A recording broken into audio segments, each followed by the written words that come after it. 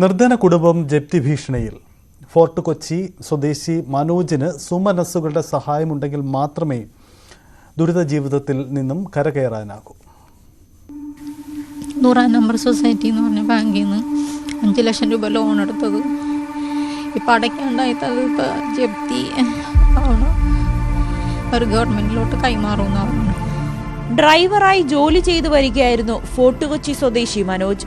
പ്രമേഹ രോഗം രൂക്ഷമായതിനെ തുടർന്ന് കാലിലെ 2 വിരലുകൾ മുറിച്ചു മാറ്റേണ്ടി വന്നു.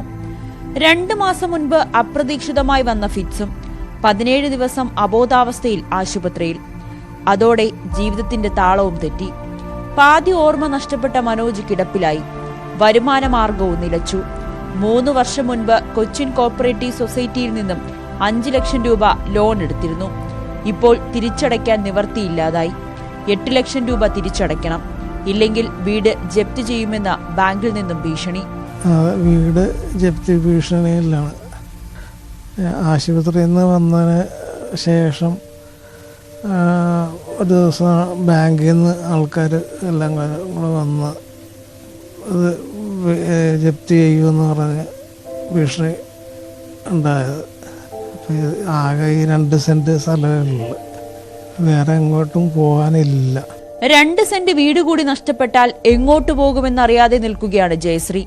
ലോൺ എടുത്തതല്ലേ, നിങ്ങളുടെ ആവശ്യം കഴിഞ്ഞില്ലേ? ബാങ്കുമായിട്ട് നിങ്ങളുടെ ആവശ്യം, ലോൺ എടുത്താൽ നിങ്ങളുടെ ആവശ്യങ്ങൾ കഴിഞ്ഞില്ലേ? ഞങ്ങളിനി ബാങ്കിൽ ഗവൺമെൻറ്റിലോട്ട് കൈമാറാൻ പോവുകയാണ്. അങ്ങനെയാണ് ബാങ്കുകാർ പറയണത്. നമുക്കത് അടയ്ക്കാനും ഇപ്പോൾ ഒരു വഴിയില്ല. എന്തായാലും എൻ്റെ അടുത്ത് മാസം ഭക്ഷണത്തിന് മരുന്നിന് പോലും ഇല്ലാത്ത നമ്മളെങ്ങനെ അടയ്ക്കാനാ? ഇനി ഇത് വിൽക്കാന്ന് പറഞ്ഞാൽ പിന്നെ പോകാൻ വേറെ വഴിയില്ല, പോകാനിടമില്ല. കൊച്ചിനെയും ചേട്ടനെയും കൊണ്ട് ഞാൻ 10ാം ക്ലാസ്സിൽ പഠിക്കുന്ന മകളുടെ സ്കൂളിൽ നിന്നും ലഭിക്കുന്ന സഹായവും നല്ലവരായ കുറച്ച് നാട്ടുകാർ എത്തിക്കുന്ന ഭക്ഷണവുമാണ് ജീവിതം മുന്നോട്ട് കൊണ്ടുപോകാൻ സഹായിക്കുന്നത്.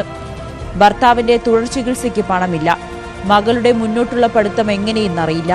വീടും നഷ്ടമായാൽ എന്തു ചെയ്യുമെന്ന ആശങ്കയിൽ ജീവിക്കുകയാണ് ഈ കുടുംബം. സുമനസ്സുകളുടെ സഹായത്തിനായി അപേക്ഷിക്കുന്നു.